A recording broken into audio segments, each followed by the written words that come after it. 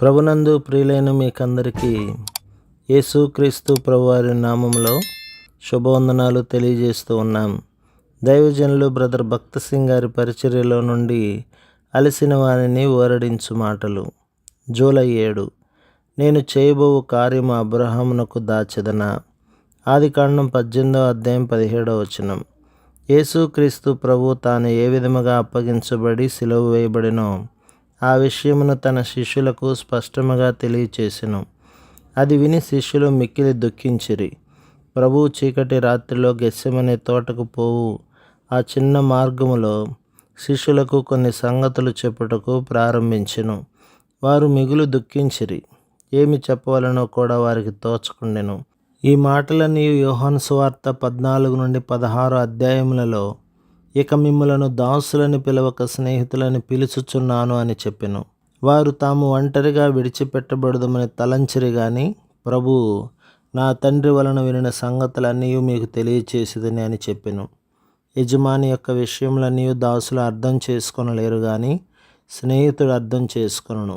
ఆ విధముగా నీవు దైవికమైన స్నేహమును తెలుసుకొనగలవు. ఆదికాండం 18:17 ఆ స్నేహమునే దేవుడు అబ్రహామునకు చూపించవలనని ప్రయత్నించుచున్నాడు.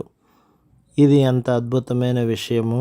దేవునికి తాను కోరినదంతయు చేయు హక్కు గలదు. సొదొమ గొమొర్రా అను పట్టణముల ప్రజలకు తీర్పు తీర్చుటకు దేవుని సమయం వచ్చి ఉన్నది కనుక దేవుడు అలాగూ చేయబూనుకొనెను. కానీ ప్రభు నేను ఏ విధముగా దీనిని అబ్రహామునకు దాచెదనో అనుకొనెను.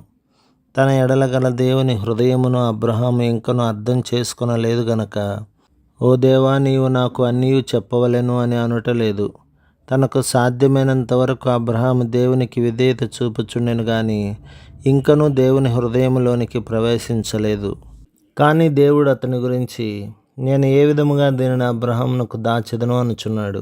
ఆయన రక్తము చేత విమోచింపబడి కొనబడి కడగబడి శుద్ధీకరించబడిన నా ఎడల కూడా దేవుడు ఇట్టి ఉద్దేశమును కలిగి ఉన్నాడు. మనము కడగబడి శుద్ధీకరించబడినది మన ఇష్ట ప్రకారం జీవించుటకు కాదు. మనము ఉన్నతుడైన సజీవుడైన దేవునికి స్నేహితులుగా ఉండుటకు పిలువబడితిమి. దేవుడు నీవు స్నేహము అను పర్వతమును ఎక్కవలనని కోరుచున్నాడు. అప్పుడు దేవుడు నీ స్నేహితుడుగా ఎన్ని సత్యములు ఎన్ని మర్మములు నీకు చూపించునో బయలుపరచునో తెలుసుకొందువు. నీవు నిజముగా దేవుని బిడ్డవైన ఎడల నిజముగా తిరిగి జన్మించిన ఎడల అప్పుడు నీ హృదయంలో బైబిల్ను తెలుసుకొనవలనని కోరిక కలుగును. ఇట్టి కోరికను నేను కలిగి ఉంటిని.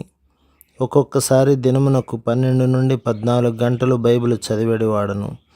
కానీ అది నా సమస్యను పరిష్కరించలేదు. బైబిల్ జ్ఞానమును కలిగి ఉండుట నీ ఆత్మీయ ఆకలిని తీర్చలేదు. నేను గంటల కొలది ప్రార్థించిన ఎడల నాకు తృప్తి కలుగునని తలంచితిని. దానిని కూడా ప్రయత్నించితిని. ఎప్పుడైతే ఎక్కడైతే నాకు వీలు కలుగునో అక్కడ గంటల కొలది ప్రార్థనలో గడిపితిని. అయినప్పటికీ నా జీవితంలో ఓటమిని చూచితిని. తర్వాత నా జీవితంలో అద్భుతముల కొరకు ఆశించితిని. దేవుని కృపను బట్టి ప్రార్థన ద్వారా నేను చాలా అద్భుతములను చూచితిని. దేవుడు నన్ను స్నేహితునిగా చేసుకొనవలనని ఉద్దేశము కలిగి ఉన్నాడని తెలుసుకున్న వరకు అవి కూడా నన్ను తృప్తిపరచలేదు. కానీ పరిశుద్ధుడు న్యాయవంతుడు సర్వశక్తిగల గొప్ప దేవునితో పవిత్రమైన స్నేహమును ఏ విధముగా కలిగి ఉండవలెను, నేను ఏ మానవుని యొద్ద నేర్చుకొనలేని విషయములను దేవుడు తన పాలి భాగస్థునిగా జతపనివానిగా స్నేహితునిగా నేను ఎలాగుండవలెనో తానే నాతో మాట్లాడ మొదలుపెట్టి సంగతులు విశదపరచెను. ప్రభు మిమ్మును మీ కుటుంబమును మీ సంఘమును దీవించి ఆశీర్వదించునుగాక. ఆమెన్.